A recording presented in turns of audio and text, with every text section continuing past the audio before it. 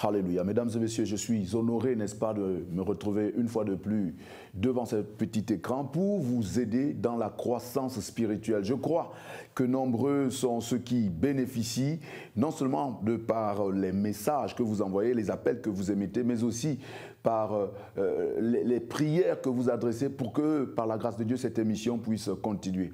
Je veux donc continuer le sujet que nous avons entamé et je crois que nous allons le clôturer aujourd'hui. Comment écouter Dieu? La Bible déclare dans le livre de Jean, au chapitre 1, à partir du verset 1, voici ce qui est écrit. Au commencement était la parole et la parole était avec Dieu et la parole était Dieu. Elle était au commencement avec Dieu. Toutes choses ont été faites par elle et rien de ce qui a été fait n'a été fait sans elle. En elle était la vie et la vie était la lumière des hommes. La lumière luit dans les ténèbres et les ténèbres ne l'ont point reçue. Il y eut un homme envoyé de Dieu, son nom était Jean. Il vint pour servir de témoin, pour rendre témoignage à la lumière, afin que tous crussent par lui. Il n'était pas la lumière, mais il parut pour rendre témoignage à la lumière. Alléluia. Cette lumière était la véritable lumière qui, en venant dans le monde, éclaire tout homme. Elle était dans le monde, et le monde a été fait par elle, et le monde ne l'a point reçue, ne l'a point connue. Elle est venue chez les siens, et les siens ne l'ont point reçue.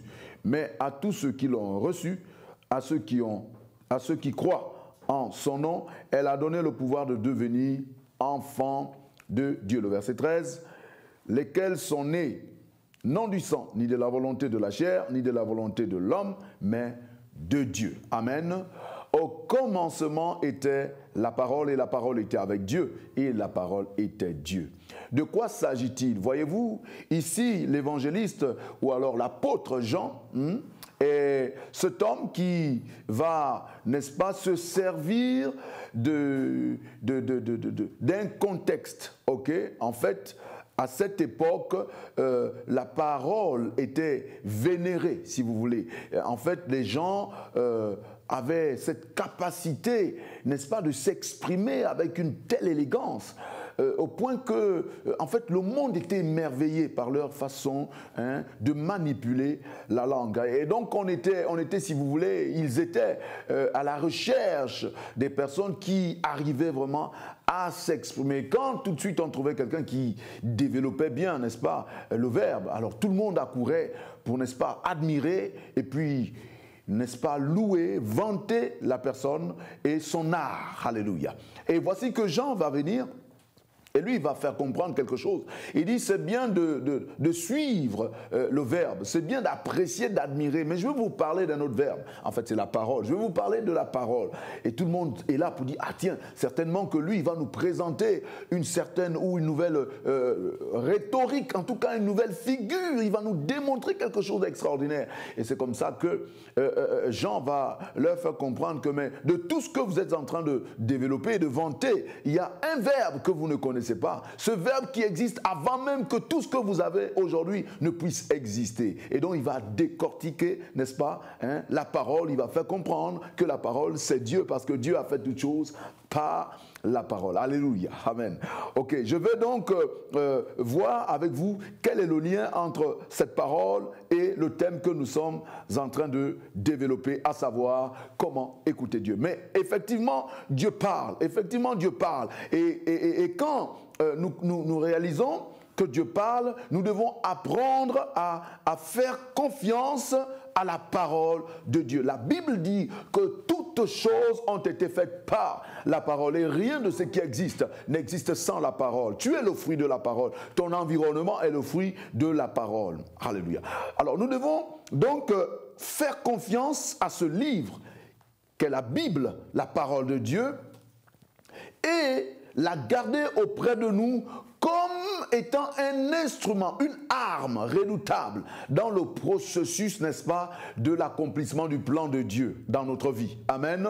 Donc nous devons nous fier, nous devons regarder, nous devons étudier la parole de Dieu pour pouvoir entendre Dieu. Sinon, nous ne réussirons jamais. Alors, Jean nous dit, au commencement était la parole et la parole était avec Dieu et la parole était Dieu. Le verset 2 dit, elle était au commencement avec Dieu. Excusez-moi, mais quand vous lisez, vous vous rendez compte qu'en fait c'est une redite.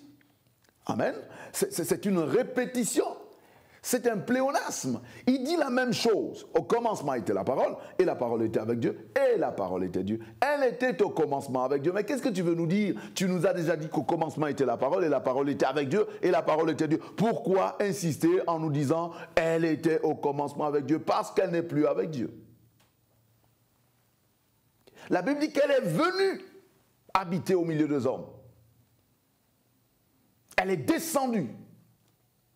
Elle s'est faite chair. Et cette parole, c'est Jésus, le Christ, qui est mort à la croix du Calvaire pour que toi et moi, nous soyons sauvés. Que nous ayons la paix, la joie, le bonheur, que nous puissions réussir à tous égards, sans exclusive, que nous puissions connaître la paix de Dieu. La parole a quitté le ciel et elle est descendue pleine de grâce. Elle est venue à toi. Et aujourd'hui, elle vient encore à toi. Si tu crois en cette parole, je t'affirme que tu verras la gloire de Dieu. Oh my God, Dieu n'est pas un menteur. Le diable est un menteur. Dieu est la parole. Dieu est la vérité. Jésus a dit, je suis le chemin, la vérité et la vie. Le chemin, la vérité et la vie, nul ne peut aller au Père sans passer par moi, a dit Jésus. Il est le chemin.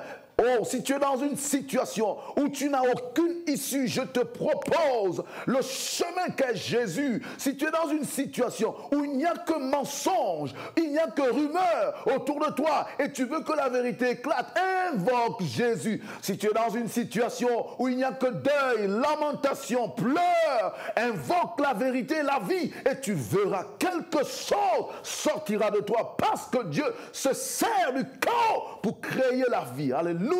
Elle est descendue pleine de grâce, la parole. Et elle est venue habiter, nous dit la Bible, au milieu des siens. Elle s'est faite chair. Et la Bible nous dit que quand Jésus s'en va avec ses disciples dans le territoire de Césarée de Philippe, vous le verrez dans le livre de Matthieu au chapitre 16, à partir du verset 13, il pose la question, qui dit-on que je suis, moi, le Fils de l'homme? Et puis ils répondent, certains disent que tu es Jean-Baptiste, d'autres Élie, d'autres Jérémie, ou alors un simple prophète. Il dit, ok, et vous, qui dites-vous que je suis? Et là, tout le monde se tait. Et il y a quelqu'un qui prend par audace la parole. Il s'appelle Pierre, Simon. Il dit, tu es le Messie, le Christ, le Fils du Dieu vivant, celui qui devait venir, c'est toi. Et Jésus lui dit, tu es heureux, Simon, fils de Jonas. Simon, fils de Jonas, parce que ces paroles, ce n'est ni la chair ni le sang qui t'ont révélé cela, mais c'est mon Père qui est dans les cieux. Et il va dire quelque chose à Pierre.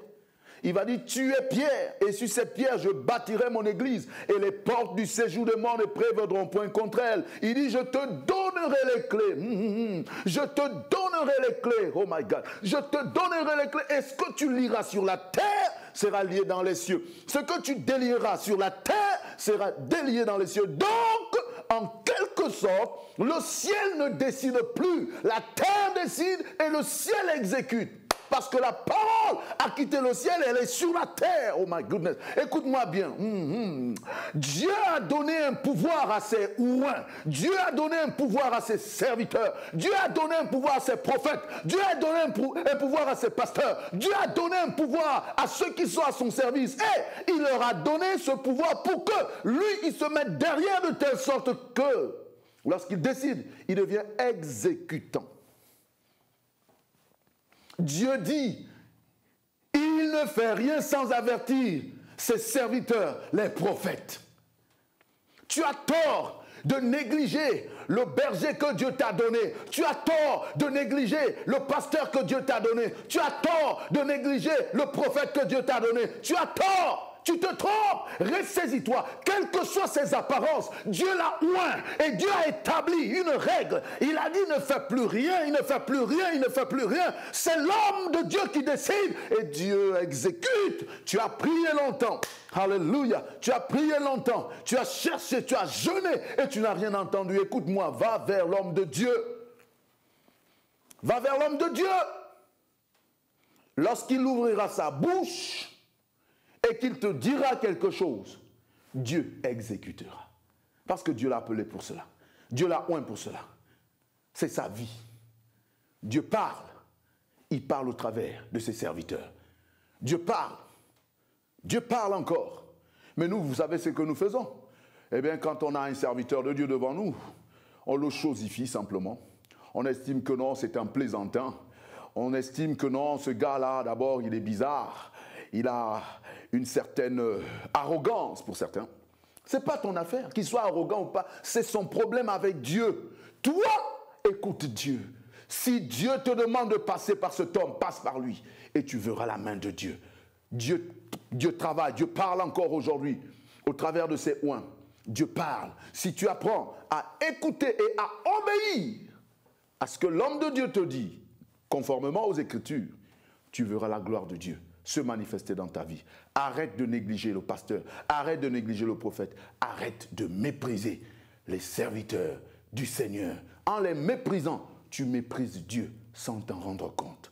Que Dieu vous bénisse et que, à partir d'aujourd'hui, vous appreniez, lorsque vous avez prié longtemps et que vous constatez qu'il n'y a rien, tournez-vous vers les serviteurs de Dieu. Lorsque vous vous tournerez vers eux, eh bien Dieu exécutera ce qui sortira de leur bouche. Que la main de Dieu soit sur vous et que par la grâce du Seigneur, vous puissiez, n'est-ce pas, être des fils de Dieu, des filles de Dieu, obéissants, humbles, des gens qui savent ce qu'ils veulent dans la foi. Pas des distracteurs, pas des aventuriers, mais des gens qui ont confiance en leur Dieu et qui regardent les oints de Dieu comme étant des instruments que Dieu peut utiliser en leur faveur. Que la grâce soit votre partage. Au nom de Jésus, je vous invite à ne pas manquer la prochaine émission.